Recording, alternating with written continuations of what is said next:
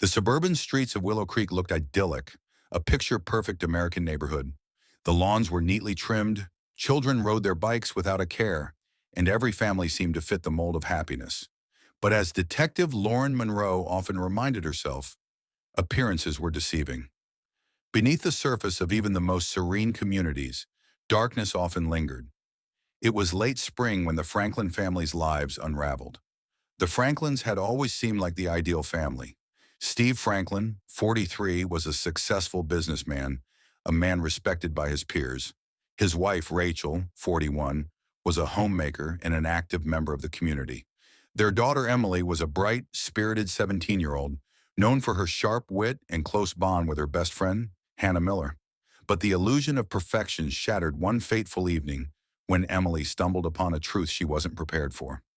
Emily had always been close to her father, often confiding in him about school, her friends, and her dreams of attending college in New York. But lately, something about him had changed.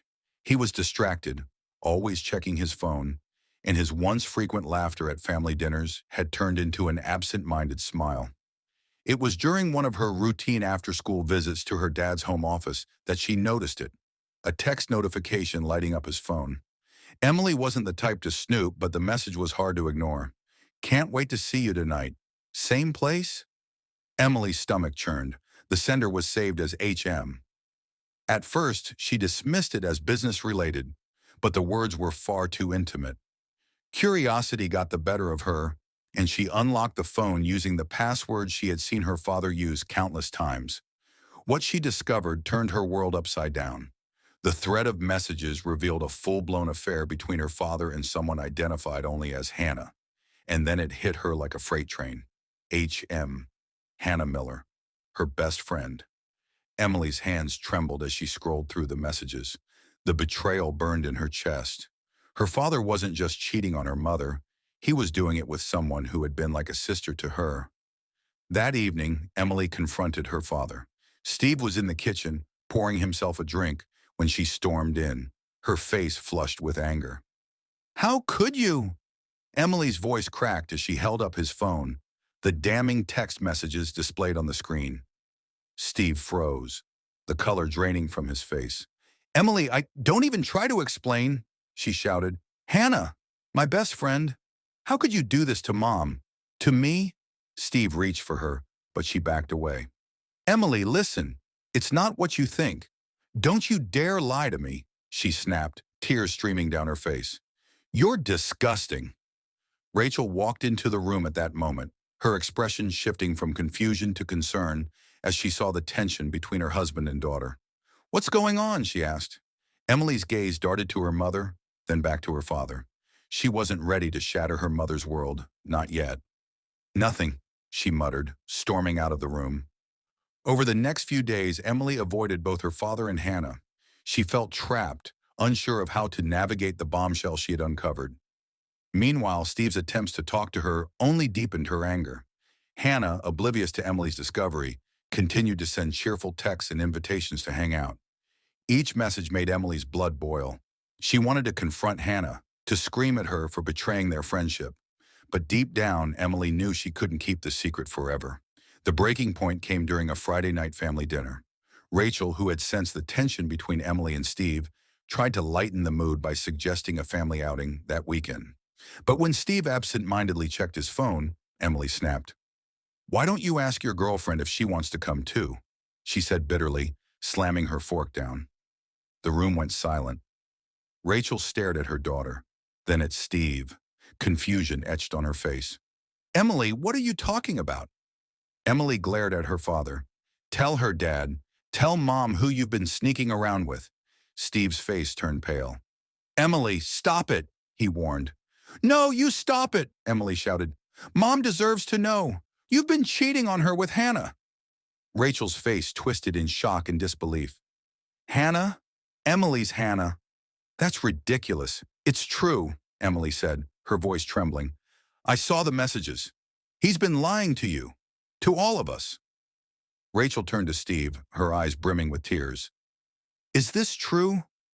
Steve opened his mouth to respond, but no words came out. His silence was all the confirmation Rachel needed. She stood up abruptly, knocking over her chair. You, you disgusting, selfish bastard, she spat before storming out of the room. Emily followed her mother upstairs, leaving Steve alone in the dining room, his head in his hands. The weeks following Emily's confrontation with her father and Hannah were a whirlwind of tension and turmoil. Steve had moved out of the family home at Rachel's insistence, and the air inside the house grew heavier with every passing day. Emily and Rachel tried to piece their lives back together, but the betrayal cast a long shadow. Steve, on the other hand, struggled to manage the fallout.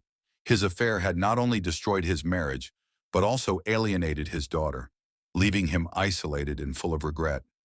Yet part of him clung to the notion that his relationship with Hannah was worth the chaos it had caused.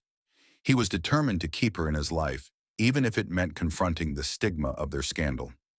It was a rainy Thursday evening when the final confrontation began to take shape. Rachel had just come home from a late shift at the hospital where she worked part-time as a nurse. She was exhausted, her face pale, her body worn from the stress of recent events. Emily, meanwhile, was in her room, headphones on, trying to drown out the world with music. Rachel poured herself a glass of wine and sank into the living room couch. The house felt too quiet now that Steve was gone, but at least there was peace until the doorbell rang. Frowning, Rachel glanced at the clock. It was nearly 9 p.m., too late for visitors. When she opened the door, her stomach sank. Steve stood there, rain dripping from his jacket, his expression grim. "What are you doing here?" Rachel asked, her voice sharp. "I need to talk to you," Steve replied, stepping inside uninvited. "Please, Rachel, just hear me out." Rachel crossed her arms, glaring at him. "You've got 2 minutes." Steve ran a hand through his wet hair.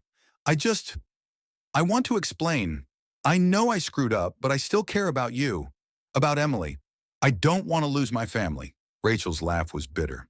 "You should have thought about that before you slept with her best friend." "Rachel, please," Steve said, his voice breaking. "I made a mistake, but I love you."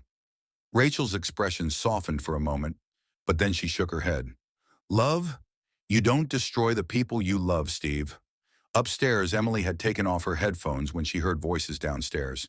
She crept to the top of the stairs, her heart pounding as she listened to her parents' argument.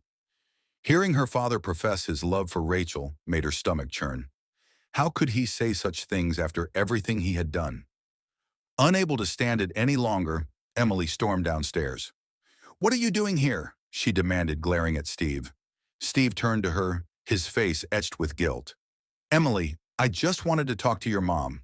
"You've done enough damage," Emily shot back. "Why don't you just leave us alone, Emily?" Steve began, but she cut him off.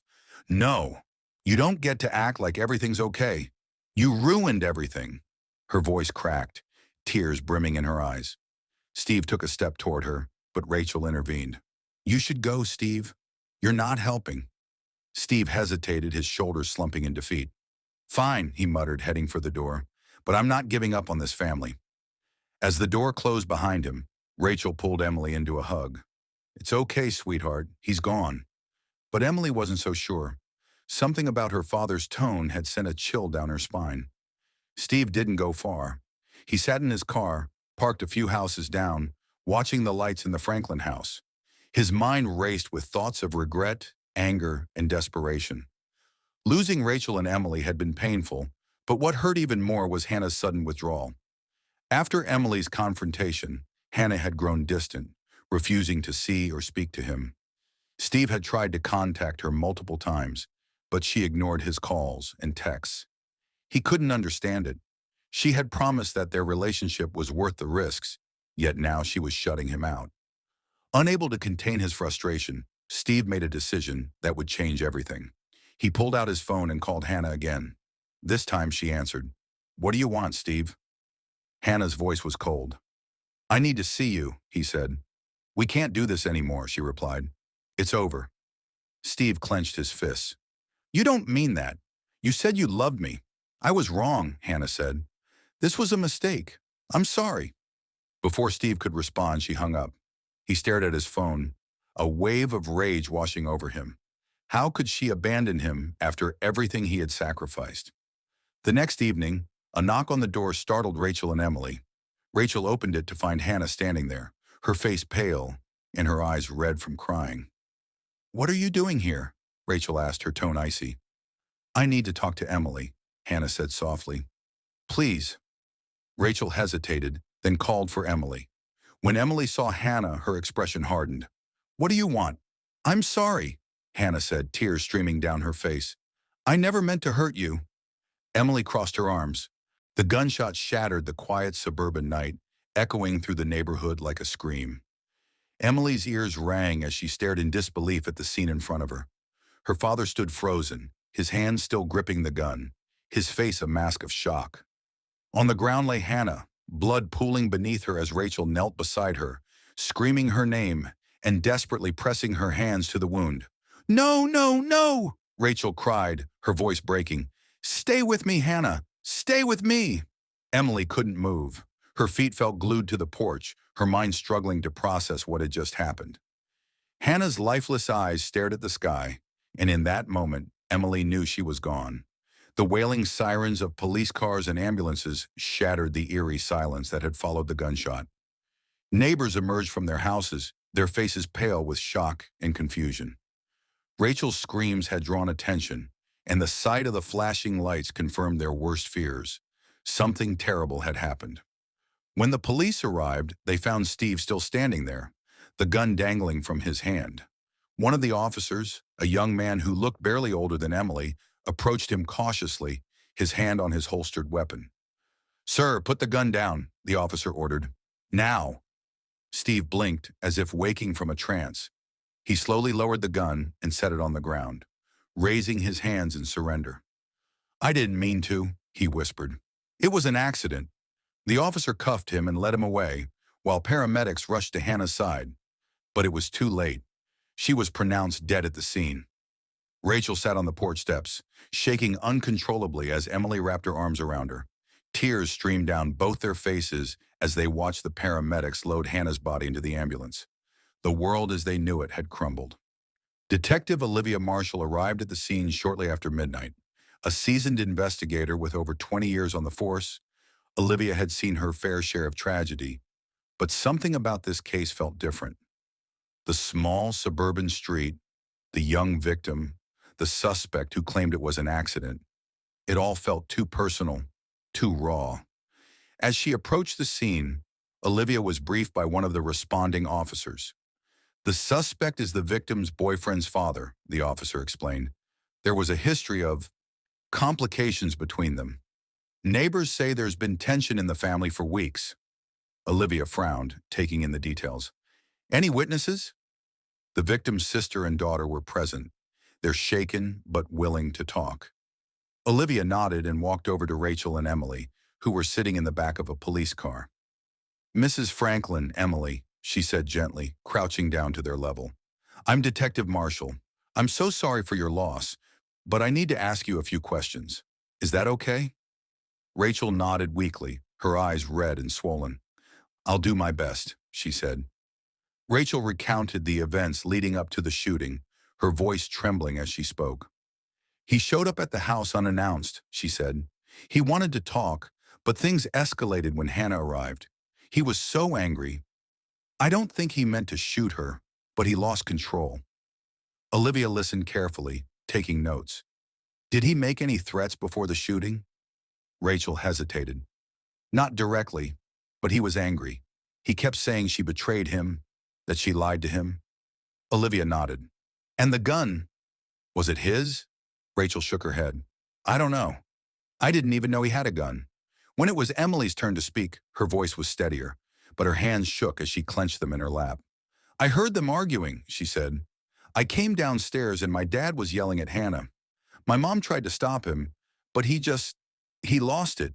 He pushed her, and then the gun went off." "Did you see where the gun came from?" Olivia asked. Emily shook her head. "Number.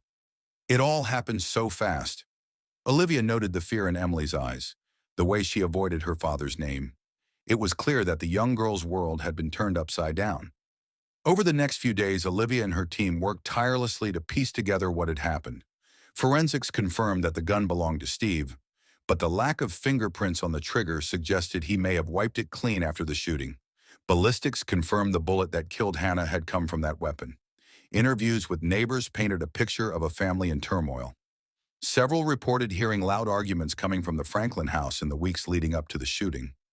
One neighbor even claimed to have seen Steve arguing with Hannah in the driveway days before her death. As the evidence mounted, Olivia began to suspect that the shooting was no accident. Steve's obsession with Hannah, combined with his anger and jealousy, pointed to something far more sinister. The breakthrough came when Olivia's team obtained Hannah's phone records. The interrogation room was silent except for the rhythmic ticking of the wall clock. Steve's tearful confession had cracked the surface, but Detective Olivia Marshall knew she was far from the full truth. People like Steve often wrap their guilt in self-pity, trying to justify the unjustifiable. Olivia wouldn't let him manipulate the narrative. Back at the precinct, Olivia sat with her team in the briefing room, surrounded by whiteboards and case files. Photos of Hannah, Steve, and Rachel were pinned to the board, connected by red strings tracing the tangled web of relationships. A stack of documents rested in front of Olivia, including the autopsy report. The autopsy confirms Hannah died instantly from a gunshot wound to the chest, Olivia began, addressing her team. No signs of defensive wounds, no struggle, but this wasn't spur-of-the-moment rage. Look at the angle of the bullet, straight on. He was deliberate. One of her officers, Carter, frowned as he studied the board. What about the gun? Any fingerprints besides his? Olivia shook her head. He wiped it clean, but we already know it's his. And those text messages? They tell us everything. He was possessive, controlling. When Hannah ended things, he couldn't handle it. Another officer, Mia, added, "We've also got Rachel's statement. She says Steve showed up uninvited that night. She could feel the tension building even before Hannah arrived." Olivia nodded. This isn't just about an affair. It's about power and control. Steve saw Hannah as his possession, and when he couldn't have her, he decided no one else could either. As the team worked, Olivia couldn't shake the nagging feeling that Rachel knew more than she was letting on. That evening, Olivia returned to the Franklin home to speak with her again. Rachel greeted her at the door, her face pale and drawn. The house was eerily quiet, the weight of recent events hanging heavy in the air. "Detective," Rachel said softly, stepping aside to let Olivia in. "What brings you back?"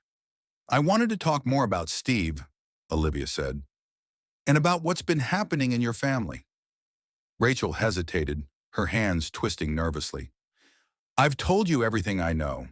Olivia gave her a reassuring look. "I understand this is difficult, but I need the whole picture to make sure justice is served, for Hannah and for your family. Please, Rachel, help me understand." After a long pause, Rachel sank onto the couch, her shoulders slumping. "It wasn't always like this," she began. "When we first got married, Steve was kind, attentive, but over the years he changed. He became possessive. He didn't like me having friends, and he always wanted to know where I was, who I was with." "Did he ever hurt you?" Olivia asked gently. Rachel shook her head.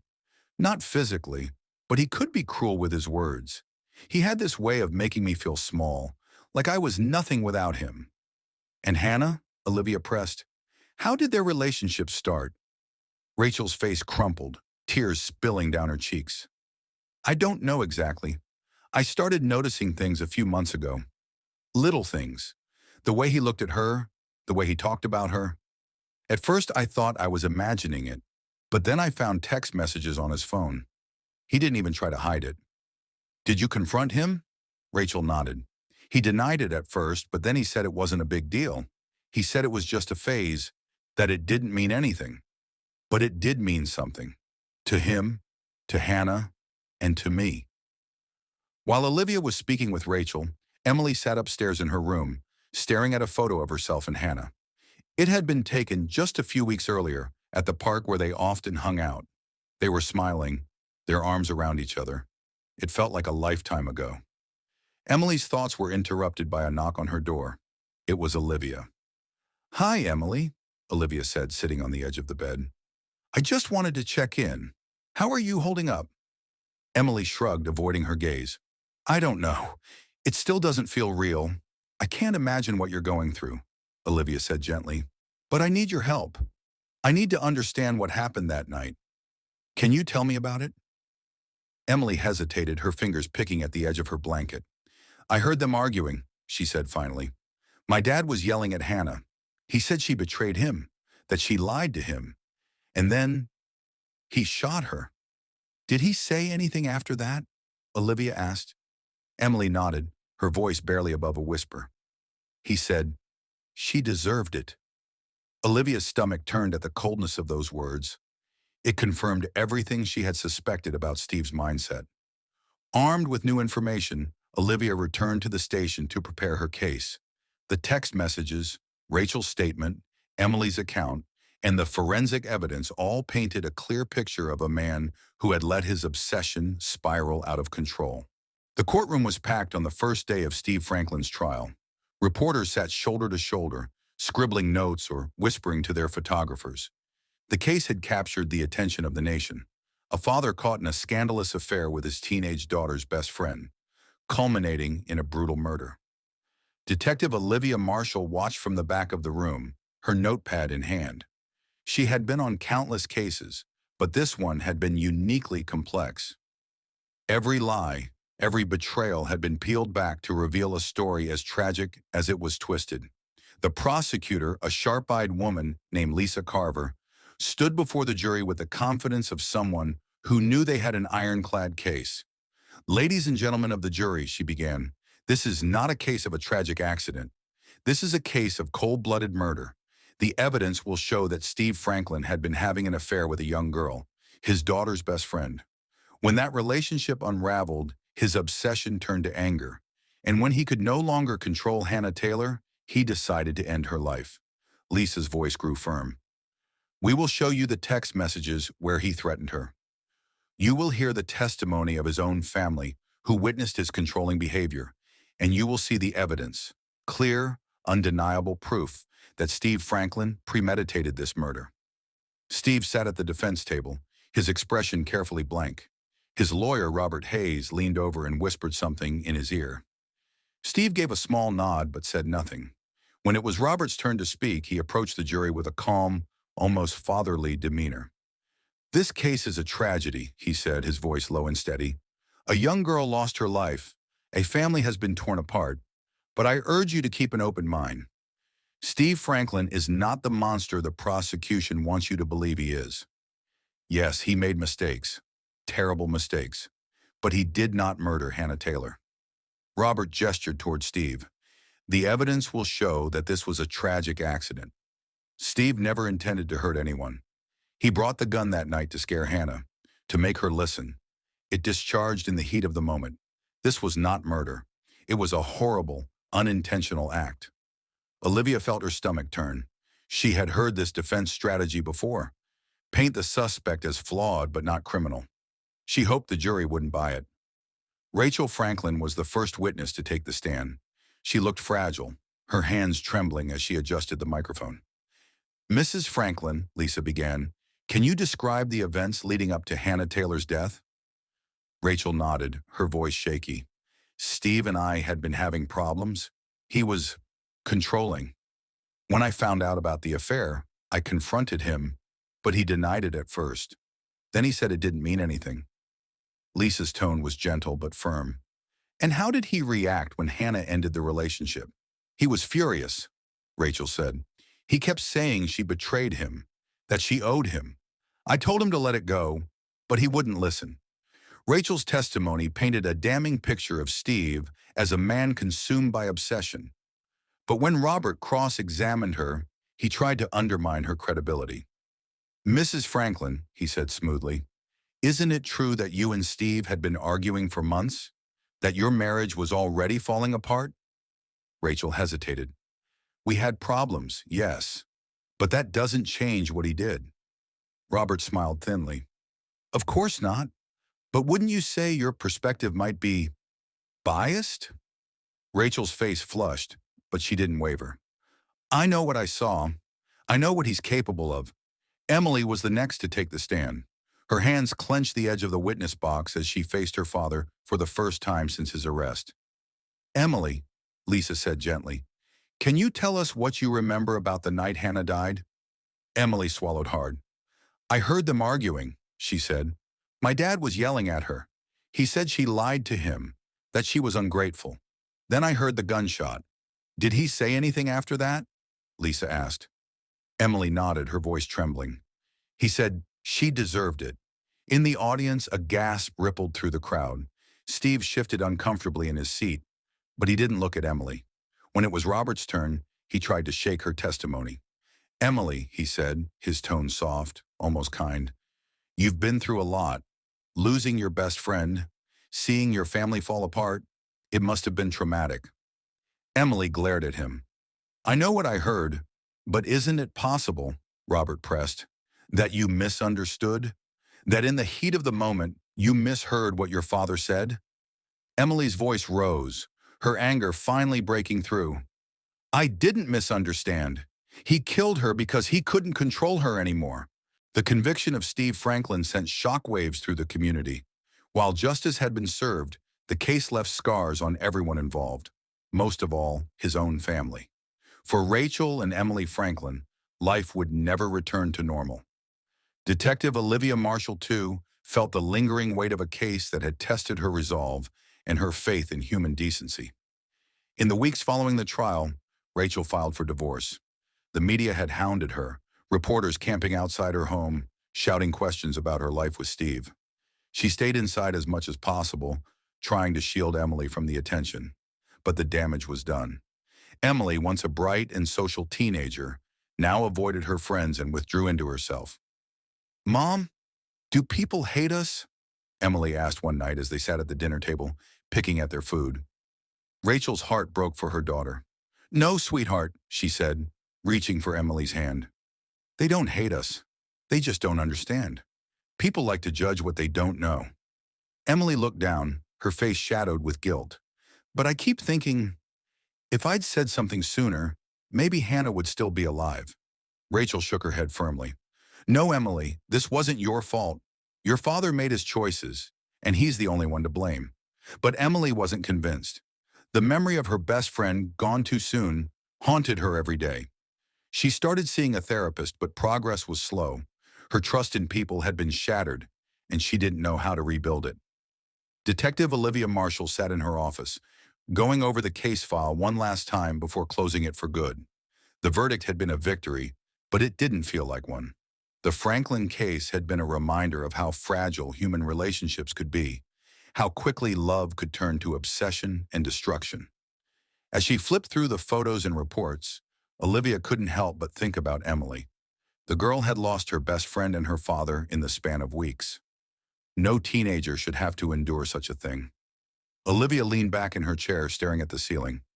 Over her years as a detective, she had seen the best and worst of humanity. Cases like this reminded her why she had chosen this career, to seek justice for the victims who could no longer speak for themselves. But justice wasn't always enough to heal the wounds left behind. Her phone buzzed, breaking her thoughts. It was a message from Rachel. Thank you for everything, Detective. I don't know where we'd be without you. Olivia typed back a quick response. You're stronger than you think, Rachel. You and Emily will get through this. She hit send and closed the file, placing it in the cabinet marked Closed Cases. It was over, but the emotional weight of the investigation would stay with her for a long time. The small town of Blue Creek, where the Franklins lived, had been forever changed by the case. People whispered in grocery store aisles and at church services, trading rumors and theories about how things had gone so wrong. Some sympathized with Rachel and Emily, offering support in the form of meals and kind words. Others were less forgiving, blaming Rachel for not seeing the signs of Steve's behavior sooner. At the local high school, students spoke in hushed tones about Hannah. Her desk remained empty, a silent reminder of the tragedy. The school held a memorial service for her, and students left flowers and notes at the site where she had died. But for many, the case served as a grim warning about the dangers of secrets and lies. Parents talked to their children about setting boundaries and recognizing unhealthy relationships. Teachers incorporated discussions about consent and power dynamics into their lessons. The community, in its own way, tried to learn and grow from the tragedy. Despite the support from her mother and her therapist, Emily continued to struggle.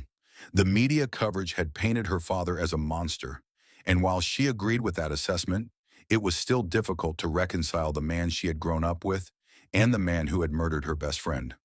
One night, unable to sleep, Emily crept into the attic where her father's belongings were stored.